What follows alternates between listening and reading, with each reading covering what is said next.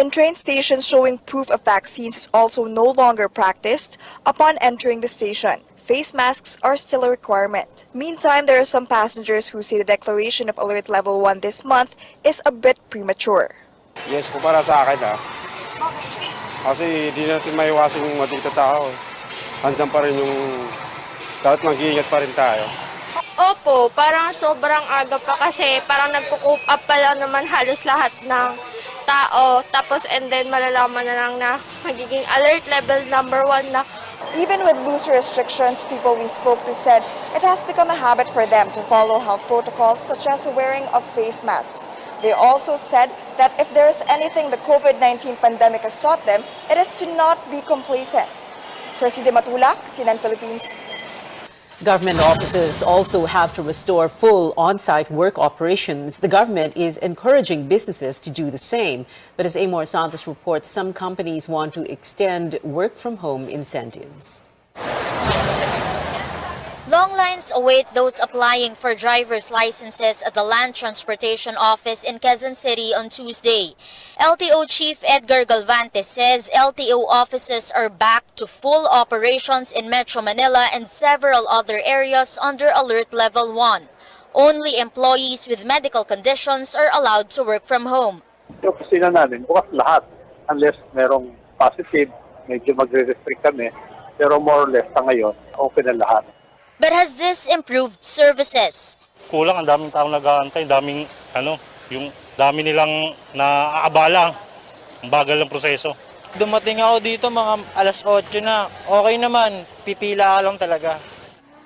Drivers Edgardo and Lamberto both turned 50 on Tuesday. They spent their birthday waiting to get their licenses renewed, unaware that the LTO has extended the validity of permits and licenses for 2 months. Okay naman. Normal naman ting ganito, lagi may pila kahit saan namang LTO. Dapat nga mas mabilis kasi pag-transaction kami dito, naka-time in kami doon sa trabaho namin . According to Trade Secretary Ramon Lopez, the government is also encouraging businesses to have their employees physically report to work. Ina-encourage yung on-site presence, but work from home is still optional. Kasi may mga businesses na prove na efficient din yung may work from home. So ang mangyayari nito, hybrid. Ang benefit nito, yung mga negosyo sa paligid ng mga opisina, commercial establishment, nabubuhay pag mas maraming empleyado na mga pumapasok physically. The Trade Department expects Alert Level 1 to bring back up to 500,000 jobs, a much-needed boost for the country's economic recovery efforts.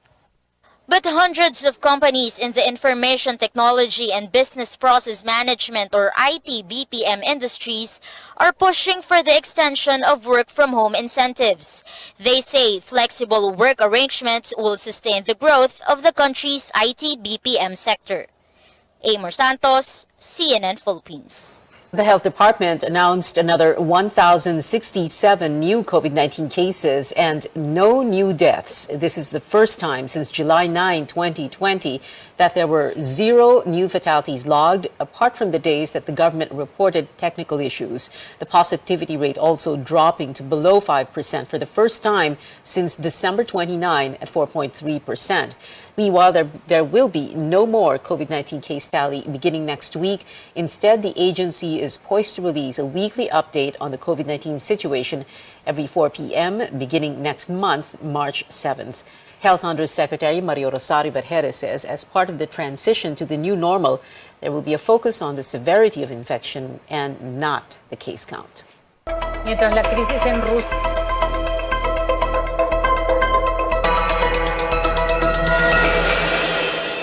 Russia showing no signs of concession as it intensifies its assault in Kiev, even after Ukrainian officials demanded a ceasefire. Satellite images show a massive 40-mile-long convoy of Russian forces reaching the outskirts of the embattled capital. At least 9 people were killed after Russia bombarded Kharkiv, the second largest city in Ukraine, with rockets. Several large detonations were heard in Kiev on Monday amid supposed talks in Belarus. U.S. officials fear the worst is yet to come for Ukraine with a looming second wave of attacks, while the Philippines is set to convene security officials in an attempt to escalate response. President Duterte is leading a special meeting for the first time since the crisis broke out. Our Tristan Odalo reports. President Rodrigo Duterte echoes the Philippine position at the United Nations General Assembly condemning Russia's incursion into Ukraine.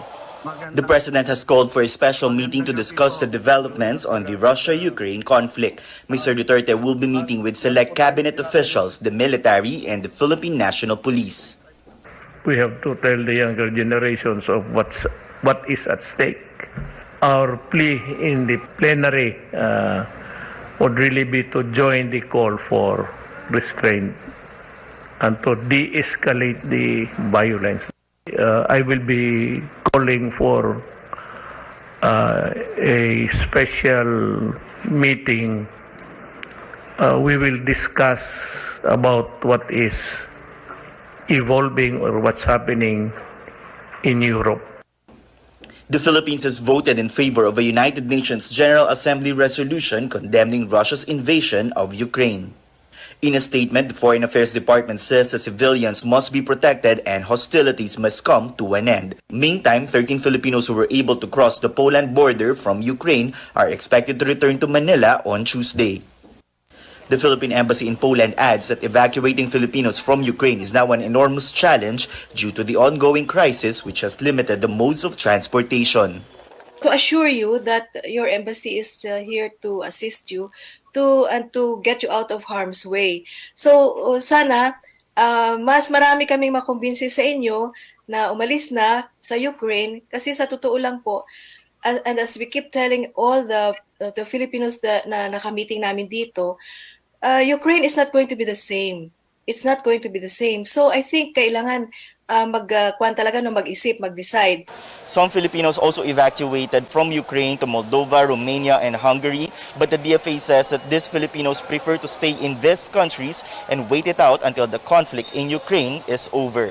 Tristan Odalo, CNN, Philippines. More stories ahead. An official belies claims the Caloocan local government revoked presidential candidate Isko Moreno's campaign permit for political reasons. And as the election campaign continues, COMELEC says it will disclose the general topics for its presidential and vice presidential debates. Details next.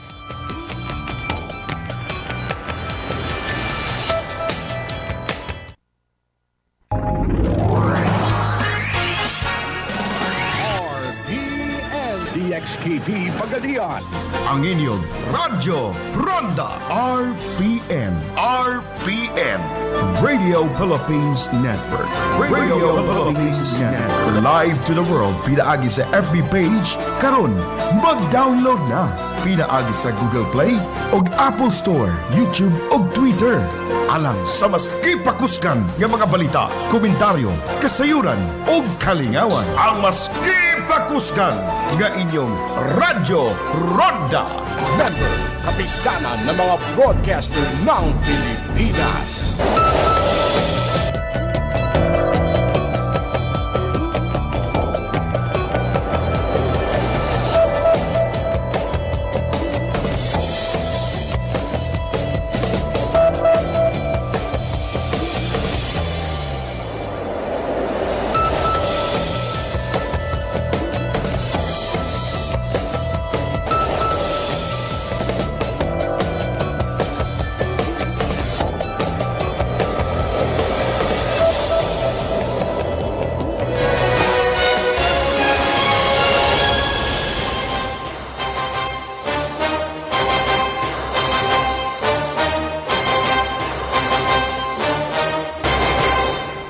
Welcome back to CNN. Philippines presidential candidate Manila Mayor Isko Moreno cancels his motorcade in the city of Caloocan after the local government revoked his campaign permit.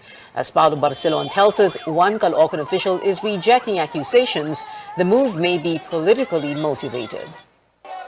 Manila Mayor Isko Moreno started his day early with a visit to the office of Malabon City Mayor Lenlen Oreta. It was a quick, cordial meeting outside City Hall, after which Moreno held a motorcade and met with local candidates and supporters in the city. This was supposed to be followed by a sortie in Caloocan City. Aksyon Demokratiko applied for a permit for a motorcade in Caloocan on February 28. It was initially approved, but a second letter was sent the same day saying the request has been denied because the motorcade route will fall under the jurisdiction of the Metropolitan Manila Development Authority. The City Hall letter cited MMDA guidelines that state motorcades are only allowed on weekdays and holidays from 5 a.m. to 10 a.m. Nasabihan na nila ang MMDA din, ang Caloocan, ng City Administrator, na binawi na raw nila yung permit dahil magkaka-traffic daw. So, syempre, hindi mo maaalis sa aming mag-isip na local politics ang maaaring naging dahilan. Aksyon Demokratiko is fielding Congressman Egay Erice in the mayoral race against Congressman Dale Malapitan, son of incumbent Mayor Oka Malapitan, who's already on his third term. Malapitan's slate has endorsed Moreno's rival, former Senator Bongbong Marcos. Marcos held a 14-hour motorcade in Caloocan last February 19 and even campaigned in Moreno's bailiwick, Manila, the next day. In a statement, Caloocan City Administrator Oliver Hernandez said the motorcade permit denial was not politically motivated. Hernandez also said it cannot issue a permit for Aksyon Demokratiko without an application from the MMDA, which forced them to revoke the permit they prepared. The Moreno campaign confirms it canceled the planned Caloocan sortie as a result, but Moreno is unbothered. Sa ating mga kandidato sa Maynila, welcome kayo. Hindi nyo na kailangan ng permit. Mga kandidato senador, vice president, at saka mga party list at president. In contrast, Senator Manny Pacquiao's motorcade in another part of Caloocan City pushed through today. Hernandez says Pacquiao was granted a permit because they complied with both MMDA and LGU requirements, and that their motorcade only passed through inner roads under their jurisdiction. Just yesterday, Pacquiao held a motorcade in Pasig, whose mayor, Vico Soto, is the executive vice president of Moreno's Aksyon Demokratiko. Paulo Barcelon, CNN Philippines. Well, Senator Pacquiao urges the Commission on Elections to ease campaign restrictions under Alert Level 1. Pacquiao says people should be allowed to approach candidates for hugs and selfies. He adds giving souvenirs should no longer be prohibited.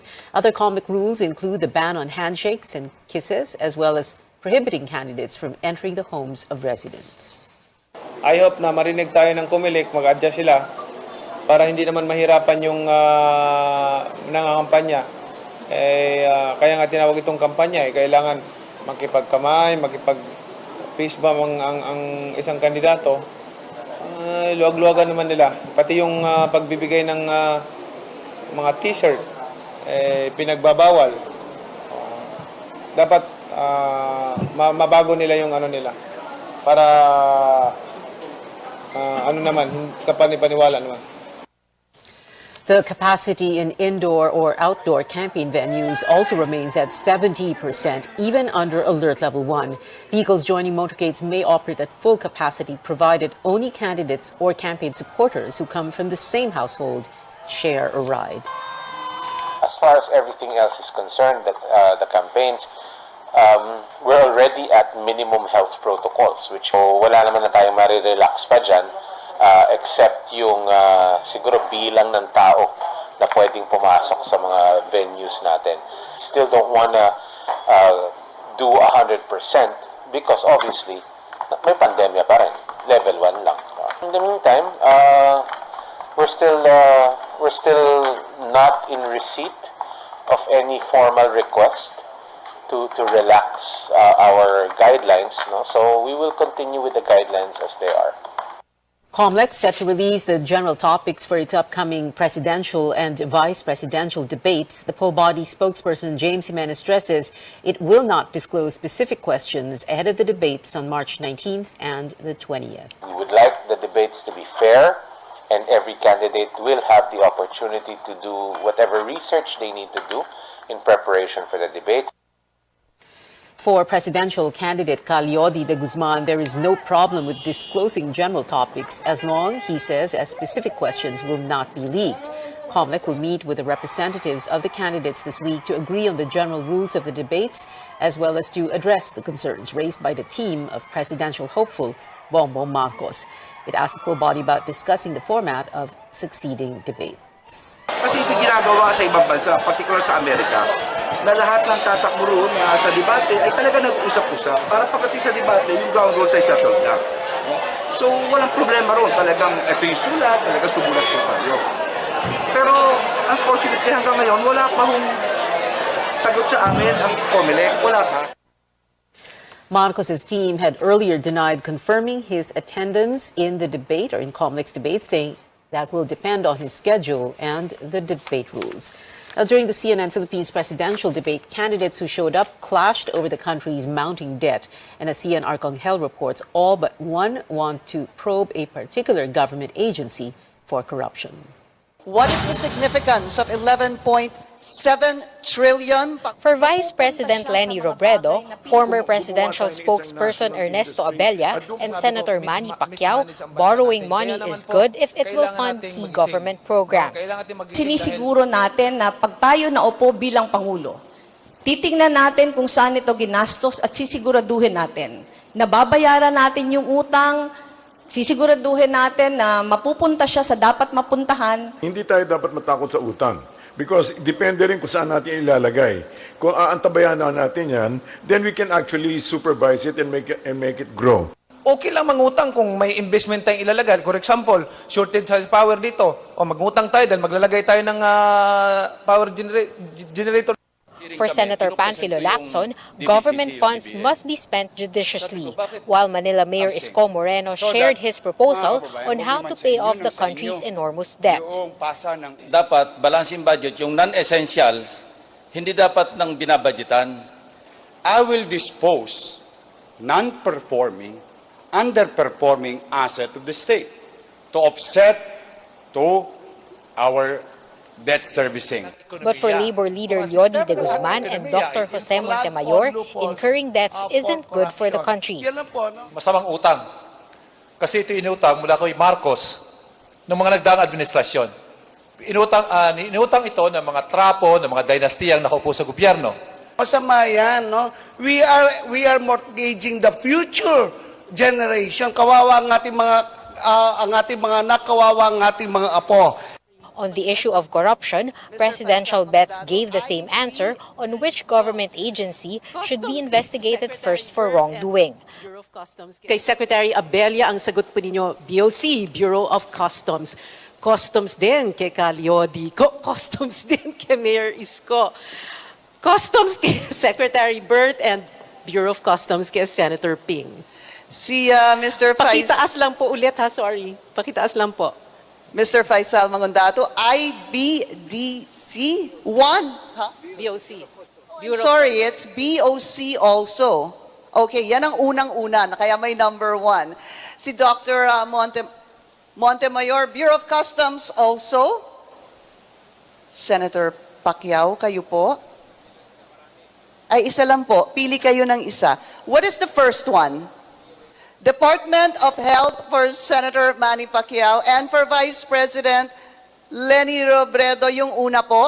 Bureau of Customs as well. Pacquiao also mentioned the Bureau of Customs, but it was fourth on his list. In a statement, the Customs Bureau said it welcomes and supports all investigations. CN Arcangel, CNN Philippines. From the clash of the presidential contenders to the face-off of the VP candidates, Paige Javier takes us behind the scenes before and after the cameras started rolling.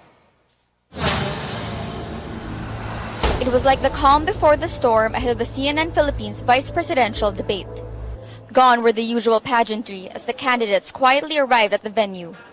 Rizalito David was the first, arriving without staff unlike most of his opponents. The rest of the candidates followed suit, having their own pre-debate rituals. While some bets used the free time for last-minute review, Dr. Willie Ong and David exchanged pleasantries with their opponents. Senate President Tito Soto prayed. All eyes were on Soto and Senator Kiko Pangilinan, whose families are caught in between the vice presidential bets. Their wives, showbiz personalities Helen Gamboa and Sharon Cuneta, are related. Soto and Pangilinan often spoke on stage and off stage, showing that there's no bad blood between them. Nag-uusap naman kami, magkasama kami sa Senado. My wife and my daughters, iba ang thinking nila. This is a, sabihin na natin, a friendly fight in that regard. And nasa level ng pagiging professional. 7 out of 9 vice presidents. The calm was replaced by the storm when the lights and cameras went on. Former Akbayan Party List Representative Walden Bello started and ended the debate with a bang.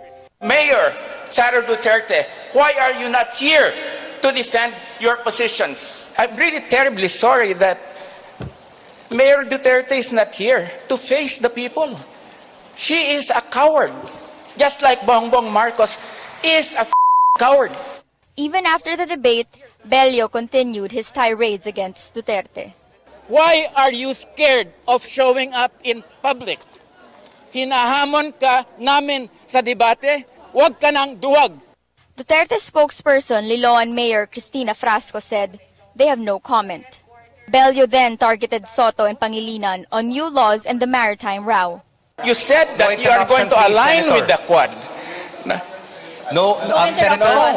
No, No that interruptions, please. That We is will have to consist. He never dissented from any major legislative push by the President. Kaya hindi independent ang kandidatong ito. Bello's microphone was temporarily muted when he interrupted other candidates. I was not looking for a fight, but if lies or if misimpressions are being told, then I have to correct them. Yun ang batas, yun ang... Soto and Pangilinan remain unfazed despite taking the heat from Bello. Kasama sa debate yan. Kasama ang minsan talagang manghang na palitan ng salita. Is probably misunderstood some things or perhaps dahil wala si Sara Duterte, akong kursunada niya. Bello did not throw punches against other candidates. He only attacked latest survey frontrunners Duterte, Soto, and Pangilinan. This debate may be done, but the battle is far from over. The vice presidential bets are saving the knockout punch to hopefully win the Filipino vote. Paige Javier, CNN Philippines. In a statement issued Monday night, Sara Duterte spokesperson Liloan Mayor Cristina Frasco said the mayor decided to campaign without attending debates. Franco also said the presidential daughter wants to work on the ground to win votes and not limit her exposure to tweets and sound bites. Well, did you miss the live broadcast of the CNN Philippines presidential and vice presidential debates? You can catch the replays of the presidential debate on Saturday at 10 a.m. and Sunday at 8 p.m. The VP debate will rerun on Saturday at 7 p.m.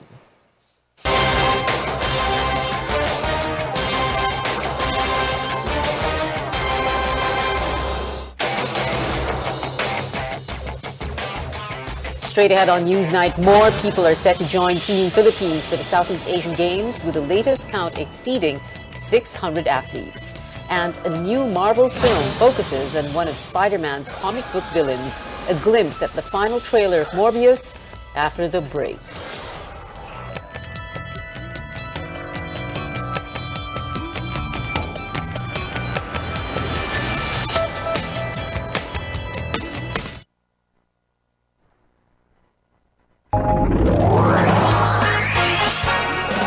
RPN DXKP Pagadian. Ang inyong Radyo Ronda. RPN. RPN. Radio Philippines Network. Radio Philippines Network. Live to the world. Pinaagi sa FB page. Karon, mag-download na. Pinaagi sa Google Play o Apple Store, YouTube o Twitter. Alang sa mas kipakuskan ng mga balita, komentaryo, kasayuran o kalingawan. Ang mas kipakuskan ng inyong Radyo Ronda. Member, kapisanan ng mga broadcaster ng Pilipinas.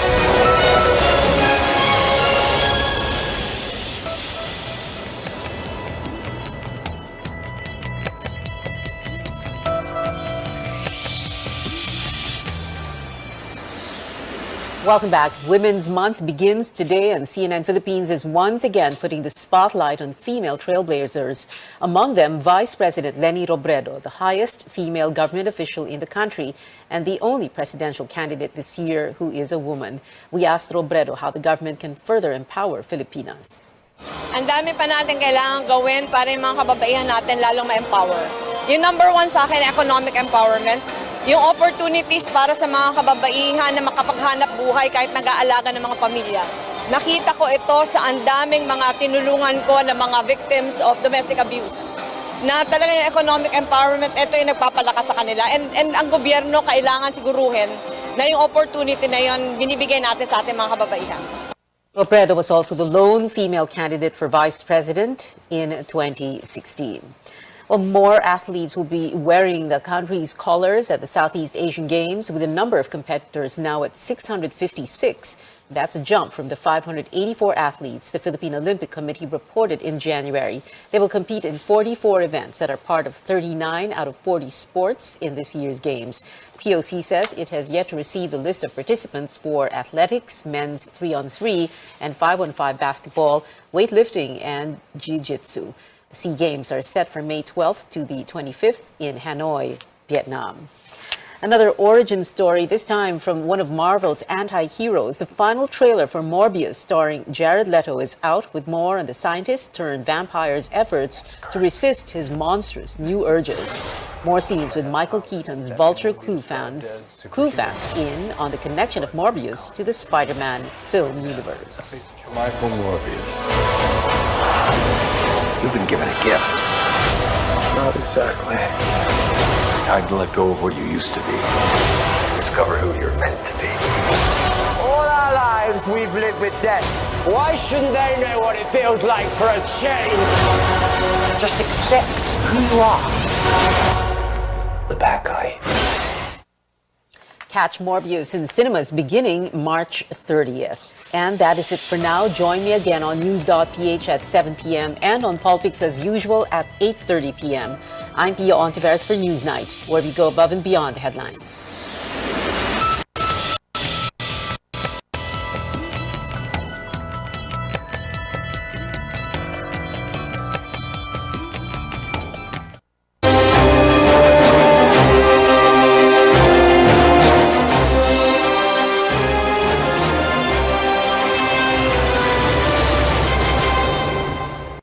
Helping Filipinos navigate through a raging pandemic and now seeking answers from the Commission on Elections over an alleged data breach. Vice President Leni Robredo juggles her time to personally address these top-of-mind national concerns while making her case to the Filipino people to bid or in a bid for the highest position in the land come May 9th, 2022. We now have the Vice President herself for an up-close interview here on Newsnight. Good evening, ma'am, and thank you very much for joining us. Let's begin with this, the pandemic, of course, that is really top of mind.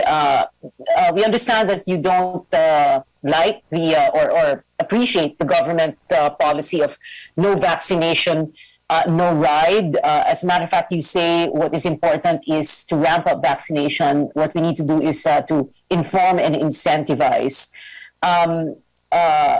Can you explain more about that? You know, Pia, we have been having Vaccine Express in many parts of the country. And from our experience, hindi kailangan takutan eh. From our experience, kailangan mo lang talagang tiyagaan to educate people. You have to make sure that yung vaccination accessible to them. And pangatlo, talagang to incentivize. I will give you a very specific example. We did the vaccination in Kapas Tarlac for the Aita community. Before we went, we were already being warned that ayaw ng Aita community magpabakuna. Pero when we went, talagang we worked with the local government unit, sinundo sila, nagbigay kami ng mga food packs, nagbigay kami ng mga other incentives. And you know, the turnout was very, very good. And we have not just done that in Kapas, but we have been doing that elsewhere. So para sa akin, dapat sana yung vaccination, hindi siya lalabas na paparusahan ka kung hindi ka bakunado. Pero talagang we go out of our way and exert our best effort to really educate, to really bring the vaccination where people are and provide incentives. You brought up this issue about bringing the vaccination to people, no?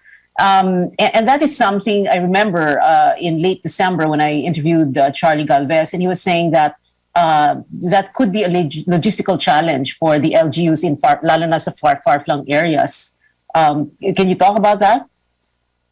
Totoong logistical challenge siya, Pia, pero government should not do it alone. Our Vaccine Express initiatives, we were able to do a lot of things because we have been partnering with the private sector. Sa amin, Pia, hindi siya naging mahirap. Hindi siya naging mahirap because all our initiatives has really been a collaboration, not just between our office and the private sector, but also with the local government unit. Okay. Ma'am, about a week, was that a week or 2 weeks ago, I remember you were very upset with allegations on social media that one of your daughters had skipped or cut quarantine or something or other. And also, after Christmas, before New Year's, ang daming nagalit doon sa Poblacion Girl and yung isa pa, no? Pero nakasuhan din naman yung dalawa. The question here is, how should we move forward on something like this when there are, alleged blatant disregard for the rules? How do we appeal to Filipinos, to our citizens to, parang integrity yan eh. Pwede na, integrity is what you do even when no one is looking, right? Ito, Pia, dapat natuto tayo from the lessons na yung Poblacion Girl incident gave us. Nung sumabog yon, marami yung naglabasan. Apparently, it has been happening already. So gusto kong sabihin, may problema tayo sa implementation. Kasi yung protocols naman are in place. Kaya sa akin, Pia, kailangan we should have learned from that lesson kasi it was very costly for us. So yung sa akin, halimbawa, ito personal experience, Pia, na yung mga anak ko traveled from the US, dumating sila on the 20th, na-swab sila on the 24th, lumabas yung kanilang results on the 25th. Sa tatlo kong anak, isa yung nag-positive. So my daughter was telling me na tinawagan siya ng Bureau of Quarantine. The protocols were explained to her. Ang advice sa kanya, isolation facility. So klaro yung mga protocols. So after checking out of the hotel, she went straight to the isolation facility. And nung nasa isolation facility, meron mga protocols in place. She was still required to do home quarantine for another 6 days. So kung nasusunod lang sana ito, Pia, maayos lahat. Halimbawa yung sa anak ko, walang nahawa in the family, na-control yung spread of the virus. The main reason why nangyari yung Poblacion Girl incident, kasi may nagsiskip ng protocols na kung hindi sumabog, hindi ma-reveal yung mga gaps in the implementation. Which is also why kinasuhan na nga several people and groups. No, but ma'am, my last question before we go to a break, if you were to win the election, what is the first thing you would do to address the pandemic on day 1, June 30, minutes after taking your oath, for example, if you were to win? Ako, Pia, talagang yung pinaka-first agenda is freedom from COVID. If we are able to control the transmission of the virus, it will set everything else in motion. So, eto yung first major step towards full recovery. And then we need to ensure the availability of jobs and livelihood as we begin to make our way forward in the new normal. I think in mid-November, we put out our kalayaan sa COVID plan already. And in December, we put out our Hanap Buhay para sa lahat. It's available sa lennyrobredo.com. And yung sinasabi natin, the core principle of this plan is ensuring that progress is felt in the communities. And really, that begins with jobs. Yung kalayaan sa COVID, kabahagi doon yung getting the economy back on its feet, making sure that the healthcare system will be resilient moving forward, and yung education. Grabe yung damage to the education of our children. 2 years na, Pia. 2 years na hindi talaga nakakapasok yung marami sa ating mga So talagang ito yung mga priorities natin. And since elections na pinag-usapan, ma'am, let's jump from the pandemic to politics. But we're going to do that after taking this very short break. Keep it here on CNN Philippines.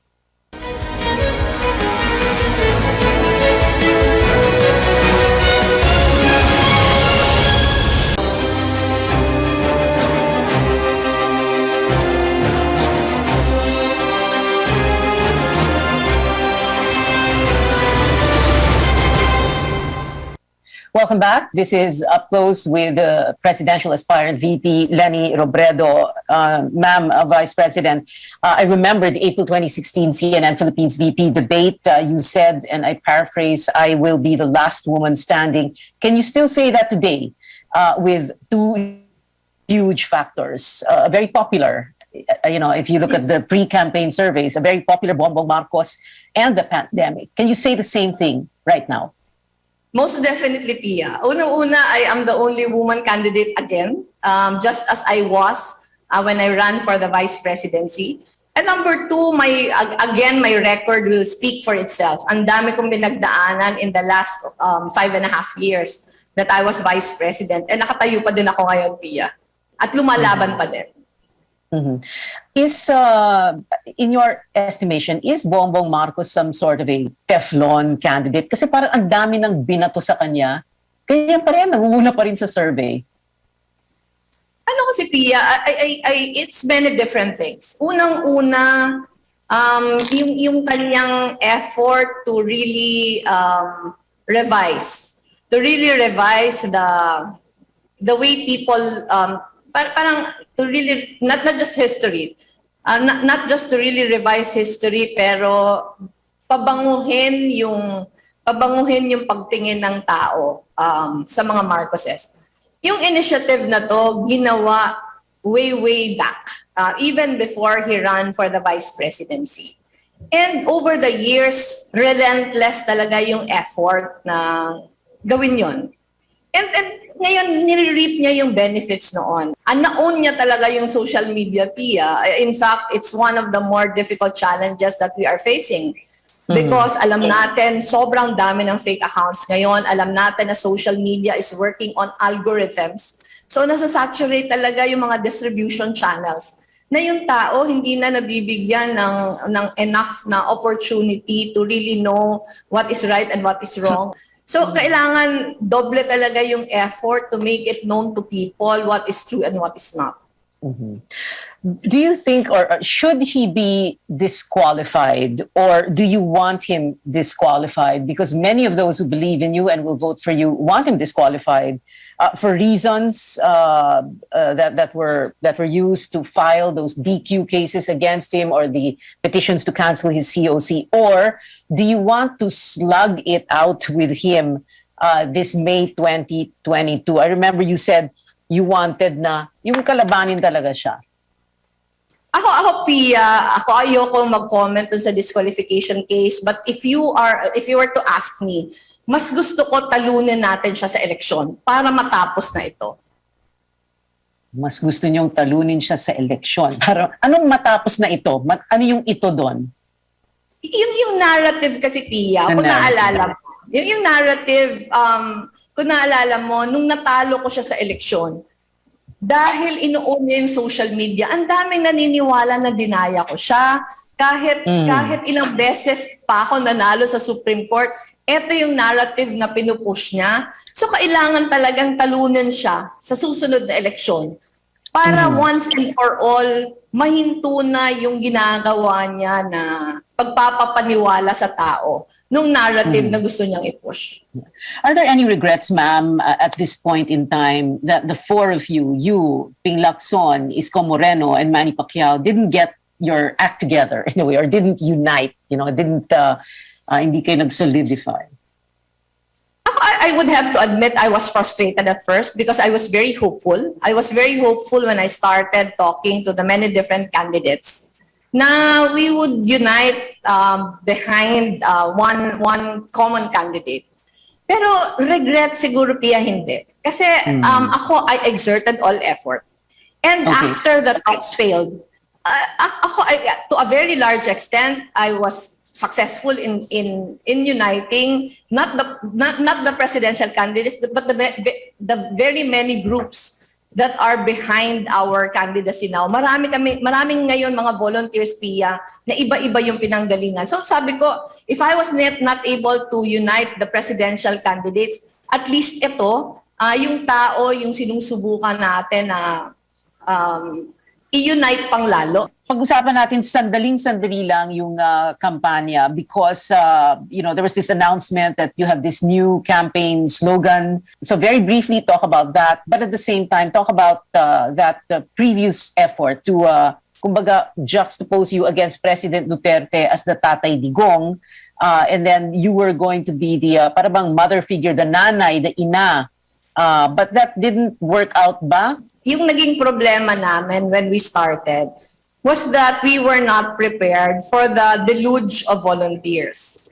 And nung nagkaroon ng onslaught of volunteers, our first decision was to give them as much elbow room as possible, as much independence as possible, to chart the kind of campaign that they want. Yun sana yung gusto natin, really to make it an honest to goodness people's movement. Pero yung naging problema lang nun, Pia, kasi dahil iba-iba yung pinanggalingan ng mga grupo, kanya-kanya din yung messaging na ginagawa. So yung nanay was an initiative of one group, yung Let Lenny Lead was an initiative of another group. Iba-iba yung mga messaging na pinupush. So ang nangyari dito, parang ang observation, naging sobrang mixed yung signals, diluted yung messaging.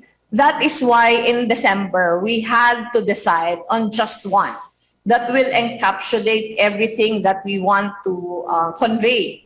Okay. In the middle of this investigation that's going to happen on this alleged Comelec hacking incident, are you still confident about the elections? Because as a candidate, you submit yourself to the process, to the system.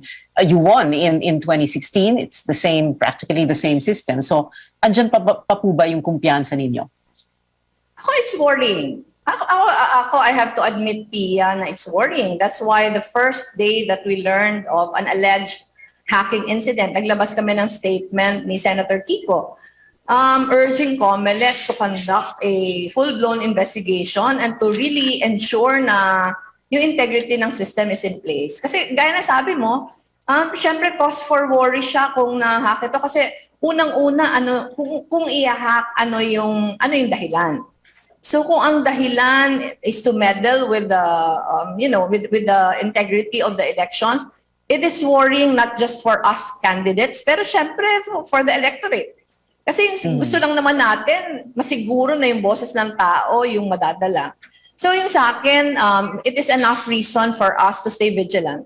Kailangan talagang tutukan natin yung buong proseso just to make sure na kung ano yung will ng tao, yun yung lalabas during the elections.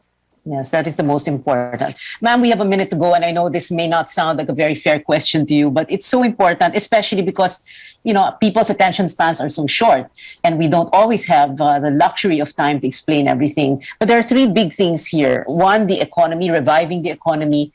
Two, the war on corruption and the war on drugs, which were the centerpieces of the Duterte administration. So my question here would be, and if you can, put it in one minute capsule, what is it that you're going to do in the first 100 days? One, to revive the economy.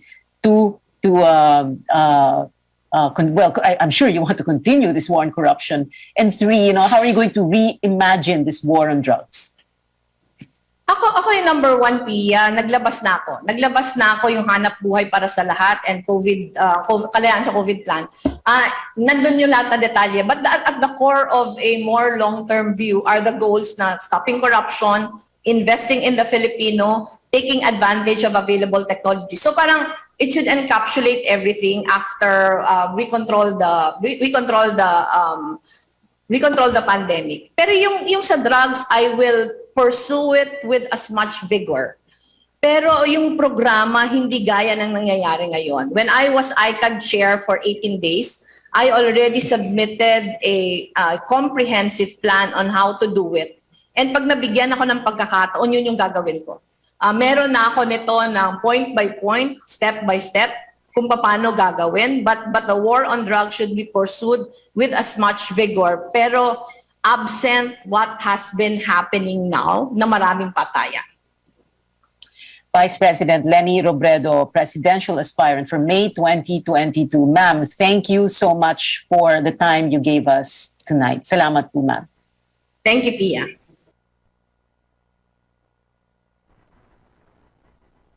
This